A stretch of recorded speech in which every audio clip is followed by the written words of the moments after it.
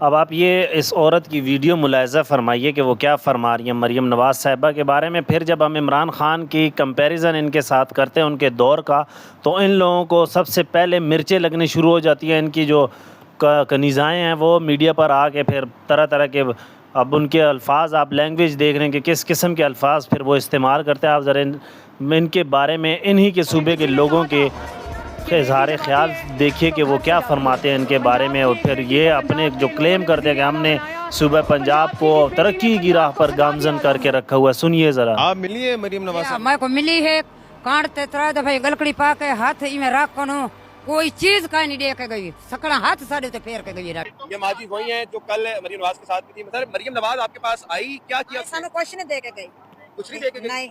कौन सी बस वीडियो बना के गई है? दूसरा मोहतरमा, अगर आप अपने इन रहनुमाओं को जो कि आप लोगों के सियासत के लिए शर्मिंदगी का बायस बनने के अलावा और कुछ भी नहीं कर रहे, जैसे कि आप लोग ख़ुद किश्तियों में बैठ के सफ़र कर रहे होते हैं, आप लोगों का देखा देखी ये लोग भी बस चल पड़ते हैं, क्योंकि अपने दिमाग से इन्होंने कुछ सोचना नहीं है। इनके पास अपना दिमाग किसी के पास नहीं है कि कुछ सोच के कोई ऐसा पॉजिटिव काम करें, कोई पॉजिटिविटी लाएं माशरे में, इन सैलाब ज़दगान की पॉजिटिव तरीके से हम मदद करें। अब ये देखें कि एक बिरयानी की प्लेटों के पीछे पड़ गए कि भाई आप लोगों को बिरयानी की प्लेटों में बोटियाँ मिली हैं कि नहीं, या ये इनकी सियासत रह गई, ये इनके लोगों को फैसिलिटेशन का काम रह गया कि इस तरीके से लोगों की हेल्प की जा सकती है बस, कि एक वक्त का खाना खिला दें और फिर वो लोगों से पूछा भी जाए कि भाई आपको बोटियाँ मिली हैं कि नहीं।